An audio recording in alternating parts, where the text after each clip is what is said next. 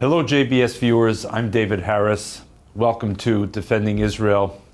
And there's a very special guest here for the next 30 minutes, and that is Congressman Ritchie Torres, a name that I'm sure is not new to any of you.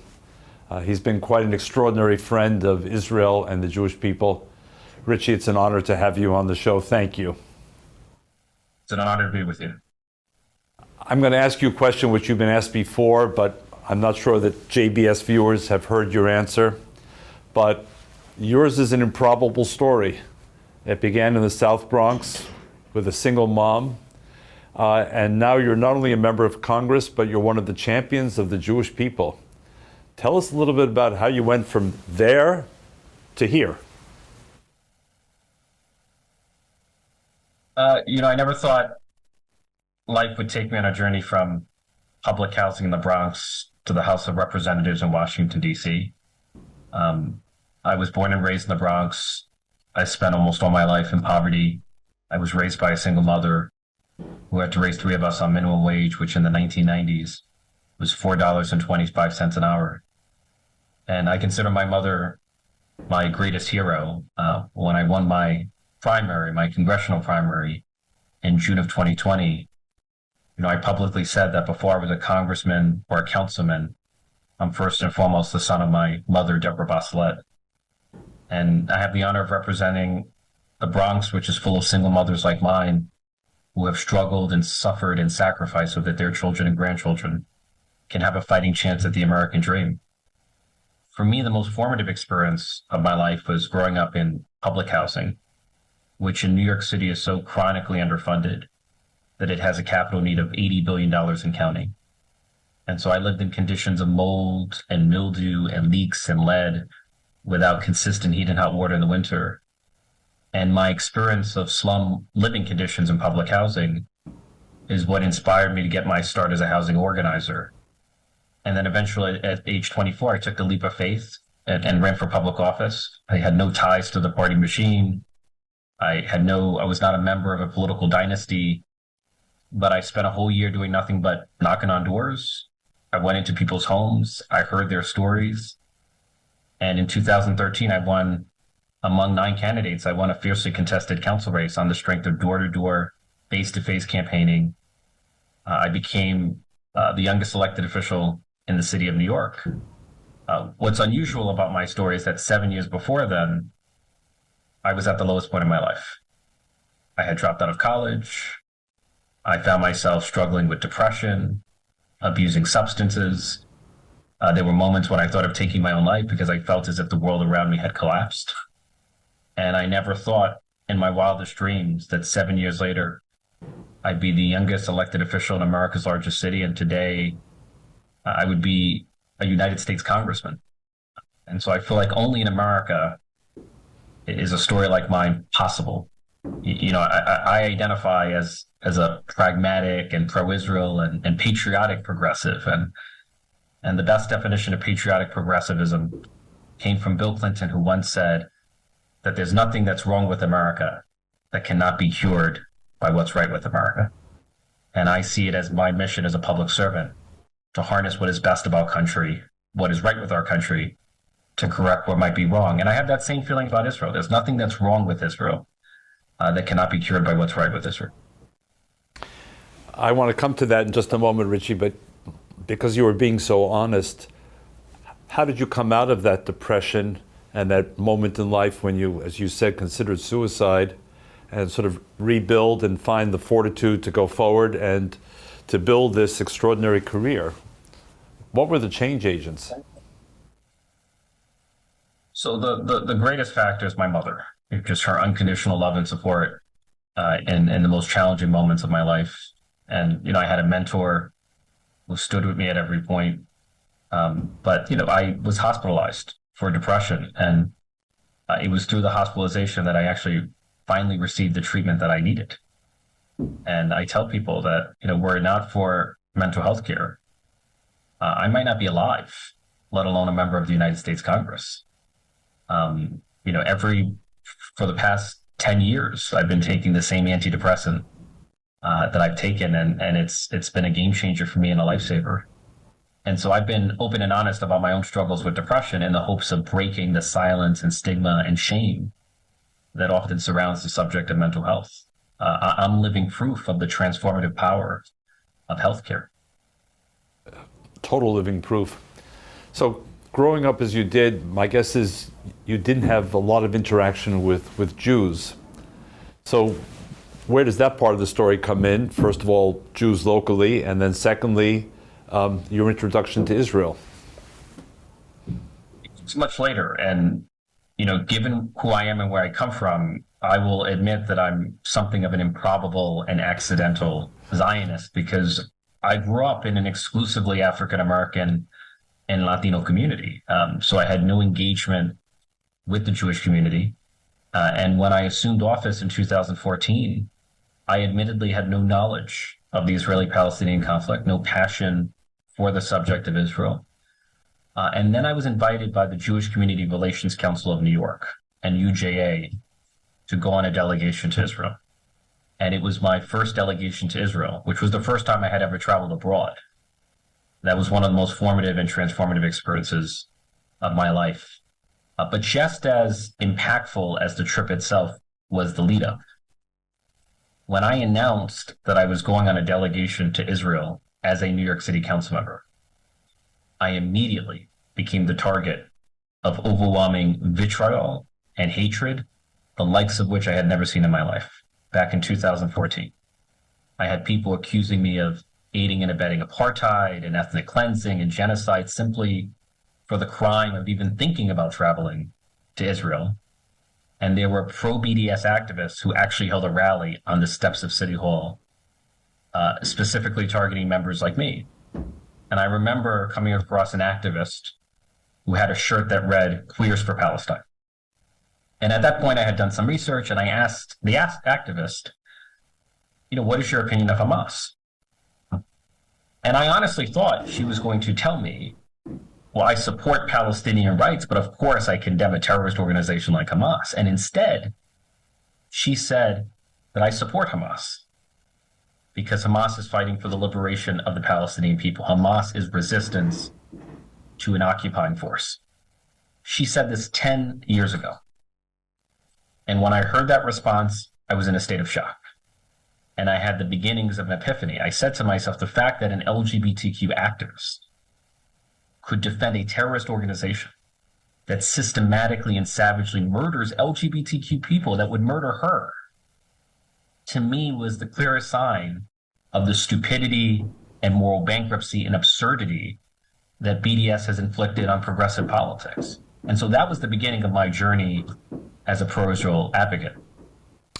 So, sticking to this point, Ritchie, you're in a sense the worst nightmare for, I hate to call them the progressives, because I don't know what's progressive about supporting regressive, genocidal, misogynistic, homophobic forces, but you're their worst nightmare. Their worst nightmare is not Sean Hannity or someone on the right. You are a genuine progressive. You embody so much of what they purport to believe in, and yet you have made fighting anti-Semitism and defending Israel a genuinely progressive cause. How so? Why? Why in contradistinction to the way the others see it? Well, I came to realize that one of the most influential ideas on college campuses is the idea of intersectionality, which I support in the abstract, but there's an anti-Semitic narrative of intersectionality, which holds that you cannot be both pro-Israel and progressive. And so I would go to an immigration reform rally, and someone would utter the words, "From Mexico to Palestine." And I would ask myself, what does Mexico have to do with Palestine? I would go to a criminal justice reform rally, and someone would utter the words, "From Ferguson to Palestine." And I would ask myself, what does Ferguson have to do with Palestine? And then over time, it became evident to me that there was a concerted effort by the BDS movement to transform every progressive cause into a delegitimation campaign against Israel. If you think of anti-Semitism as a virus, there's a sense in which intersectionality has become the vector that has carried that virus across a wide range of progressive causes. And so I saw clearly the weaponization of intersectionality against Israel, the insidious anti-Semitism that was creeping into progressive circles. And I thought, as a person of intersecting identities, I can represent an alternative. I can tell the world that I'm Black, Latino, gay, millennial, progressive, and pro-Israel, and I'm pro-Israel not despite my progressive values, but because of my progressive values, that Israel itself is a profoundly progressive enterprise.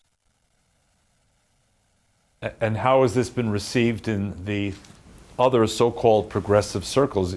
You, in a way, have become enemy number one for many of them, haven't you?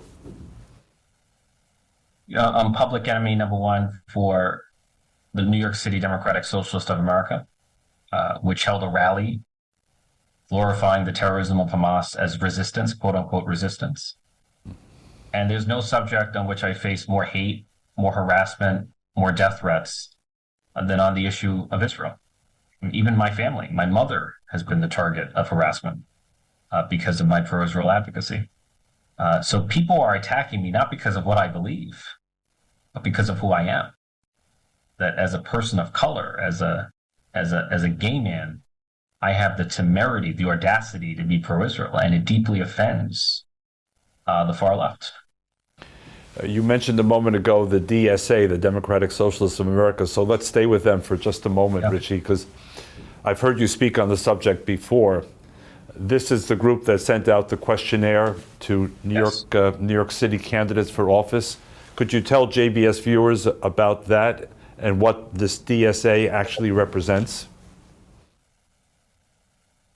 So I've been sounding the alarm about the Democratic Socialists of America for years. Back in January of 2019, when I first ran for Congress, I publicly said I would never seek the endorsement of the DSA because the DSA supports BDS, which I consider to be an insidious form of anti-Semitism. And just like I would not associate with organizations that are racist or homophobic, I would never associate with an organization that is anti-Semitic. The anti-Semitism of the DSA became too glaring to ignore in the summer of 2020. Then the DSA sent out questionnaires to city council candidates, and it was about 15 pages, and the final page was a foreign policy section. But the foreign policy section only had two questions. Question number one, do you pledge never to travel to Israel if elected to the city council? Question number two, do you pledge to support the boycott, divestment, and sanctions movement against Israel? So to be clear, no other country but Israel was mentioned. There was no other, Israel was singled out. Russia, Iran, Cuba, no other country. In the democratic socialist moral universe, it is permissible to travel to Russia, which invaded a sovereign nation state like Ukraine, to travel to China, which has detained more than 1 million Uyghur Muslims in an active genocide, to travel to Iran, which is the leading sponsor of terrorism in the world, to travel to North Korea, which is essentially a totalitarian state. But travel to the world's only Jewish state, that is strictly forbidden in the democratic socialist ethos. And for me, if that is not evidence of anti-Zionism as anti-Semitism, then I'm not sure what would be. So, Ritchie, a lot of the viewers on this show are, to say they're puzzled or baffled would be the understatement of the year, at how quickly anti-Semitism seemed to surge, and also how quickly many of the allies that Jews thought they had in this country vanished, missing in action.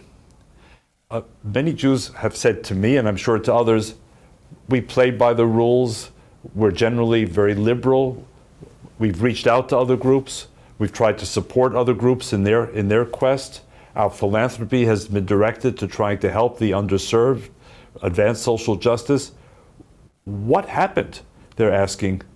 What would your answer to them be? How do we explain the last 2 months, especially? The best explanation I can give is summed up in one word: fear. Franklin Roosevelt said the only thing we have to fear is fear itself. And as far as I'm concerned, the greatest threat to liberal democracy, the greatest threat to the US-Israel relationship, does not come from the far right or from the far left. It comes from a center that lives in fear of the extremes. And if you live in fear, if you remain silent in the face of extremism and anti-Semitism, then you're part of the problem rather than part of the solution.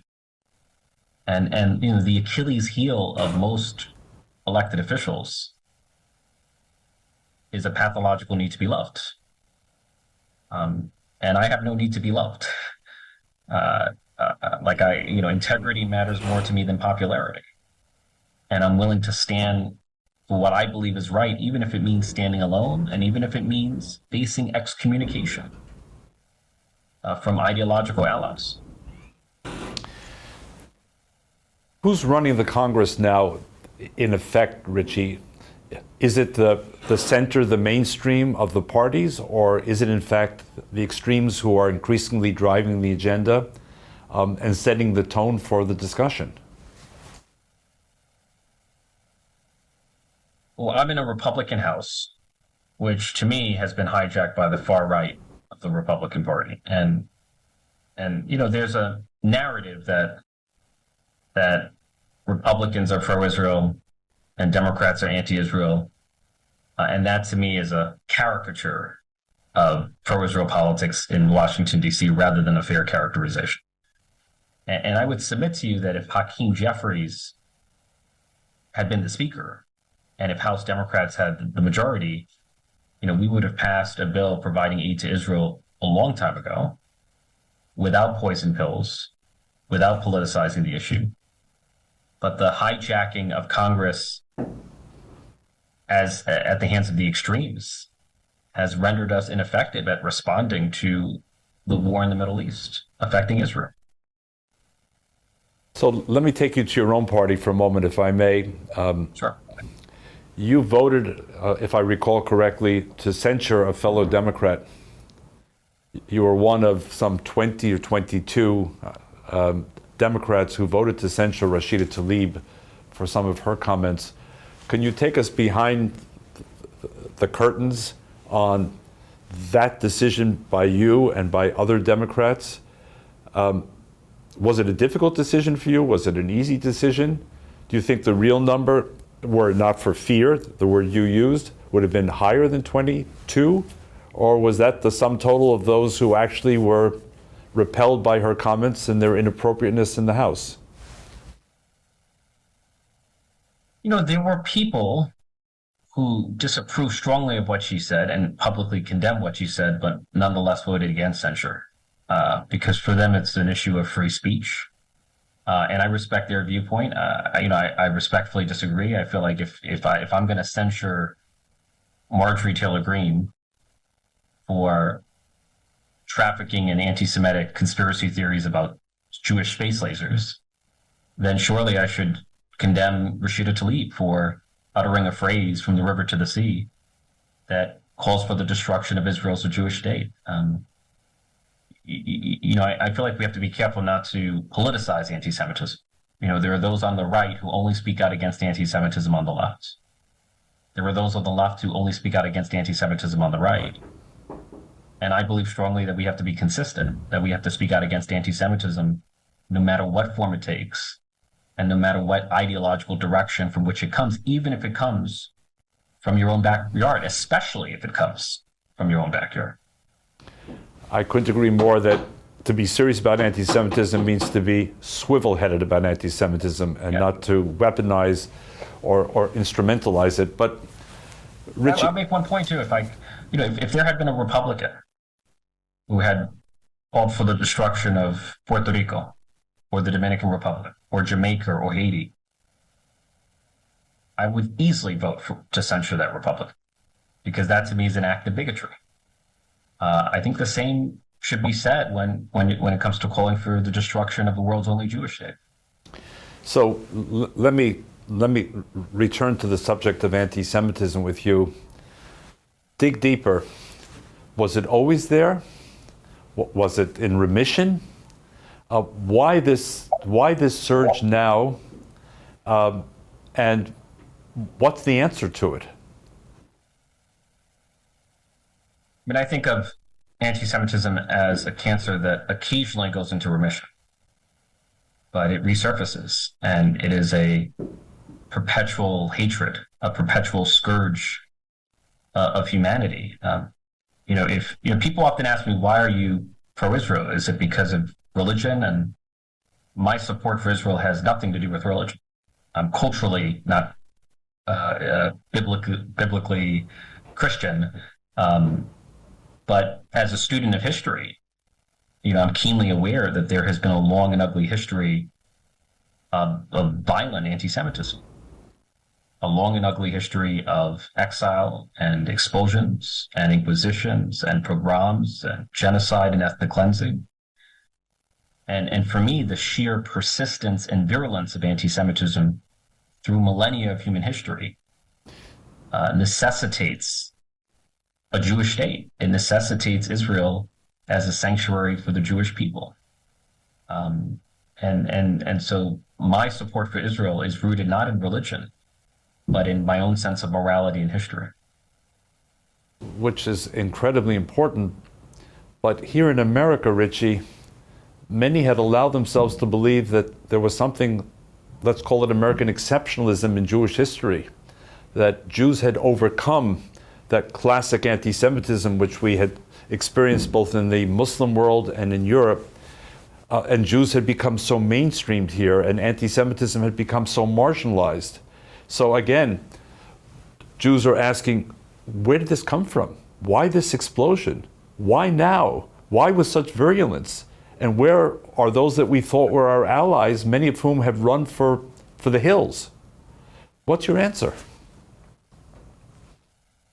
I have a tragic view that anti-Semitism is a permanent virus that will never vanish, and it will mutate. And I see anti-Zionism as the latest mutation in the DNA of anti-Semitism. I have friends who argue that the Holocaust could never happen again. There's no evidence that that's remotely true, because human nature has not changed. Human nature remains as eminently corruptible today as it was 8 decades ago. So I hope for the best, but as a human species, we have to prepare for the worst. We have to assume the worst about human nature, because we know the depths of human evil to which we're capable of sinking.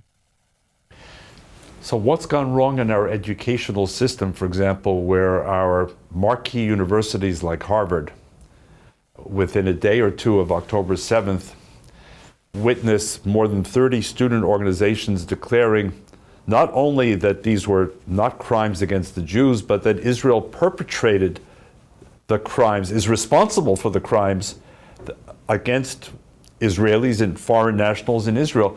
Where have we gone wrong in the educational system, where EQ no longer matches IQ? Both our college campuses and our social media platforms have been captured by the BDS movement. The BDS movement is the most successful propaganda movement in recent history. And the BDS movement is weaponizing our own institutions to indoctrinate our own young people with a hatred not only for Israel, but for America. The Osama bin Laden's letter to America went viral among Americans on TikTok. And I'm aware of no civilization in human history that can succeed on the strength of self-loathing. We are rotting from within at the hands of extremism, amplified by our own institutions, by our own college campuses and social media platforms.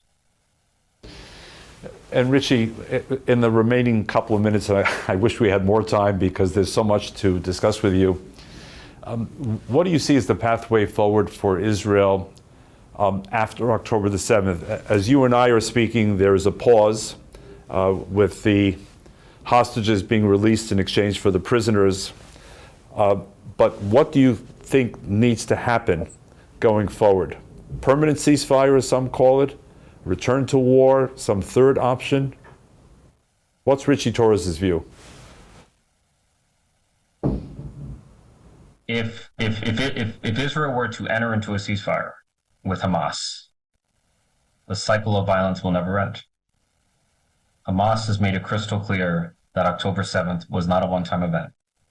There will be a second and a third and a fourth. And so I see Israel's defensive war against Hamas as a struggle for national survival.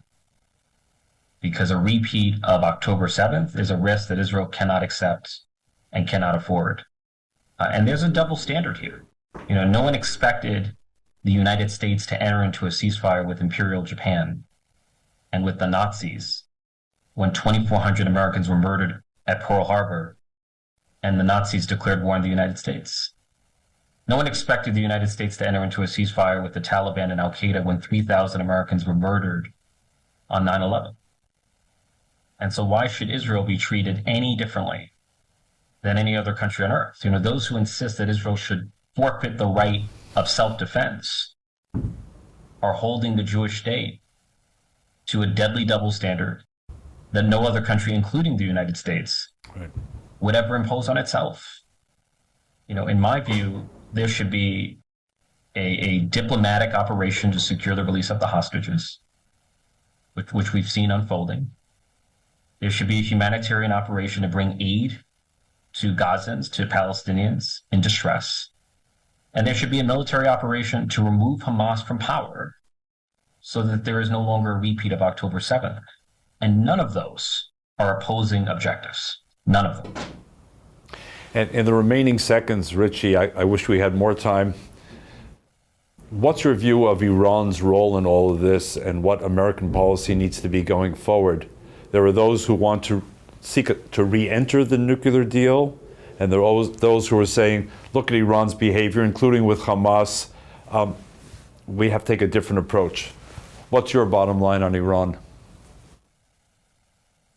Well, there are those on the hard left who view Israel as the root of all evil in the Middle East.